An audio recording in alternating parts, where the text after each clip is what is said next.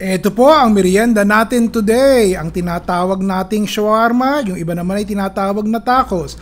Kahit ano pa po ang itawag nyo dito, simpleng-simple lang po ang paggawa nito at kakaunti lang ang ricado. Pero tiyak ko, nakakabusog po. Panoorin nyo ha! At gumawa na lang po kayo sa bahay kaysa bumili.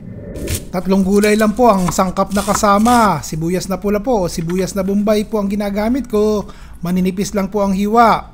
Isang katamtamang laki po ng pipino, tanggalin nyo muna po yung buto, tapos hiwain nyo po ng maninipis. Ganon din po ang kamatis, tanggalin po ang buto at hiwain ng pahaba. Unahin po muna natin yung palaman. Sibuyas po, konting bawang, giniling na baboy po, kalahating kilo. Yun. Lutuin po natin yan hanggang sa mapula na. Halo lang ng halo. Ito lang po ang ricado nun. Tapos lalahukan natin ng pampalasa. Konting oyster sauce po para may tamis na. Alam niyo naman tayong mga Pilipino, talagang mahilig tayo sa medyo maalat na tamis. So yun po ang ating flavor ngayon.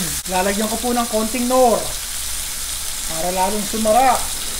Hahayaan po nating matuyo at mawala yung konting sabaw. Kinakailangan po ito medyo tustang-tustado. Diretso po. Konting paminta lang. Tikman nyo na po muna Ayos na. Sasalain ko po para mawala yung mantika. O ganun. Hindi po natin kinakailangan yung excess na mantika. O i-press-press nyo ng ganun para tumulo talaga yung mantika at matuyo. O di po ba? Ang daling palaman yan. Yung sauce naman, mayonnaise po. Tapos lagyan nyo po ng kaunting tubig at masyado pong malapot yung mayonnaise. Dahan-dahan lang po at baka naman lumabnaw. Tapos hahabulin nyo na naman ng mayonnaise. Pag okay na po ng texture, pag ganito na bigaan nyo po ng lemon juice. Timplahan po natin ng konting asin, pamintang durog, tapos po yung konting asukal para manamis-napis po yung sauce. Panghuli po yung garlic powder. Pag ayos na po ang lasa, ilagay nyo na po sa isang squeeze bottle para mamaya po, squeeze na lang po kayo ng squeeze sa taco. O ganito po gagawin natin, panoorin nyo. Konting mantika lang po ang kailangan. Tsaka nyo po ilagay inyong tortilla. Ito po ginagamit kong tortilla, yung pang tacos, 0 carbohydrates, pang keto diet po talaga to. Para walang carbohydrates yung kakainin. Meron po ba kayo niyan dyan sa inyo? O balik na natin. Sandaling-sandali lang po.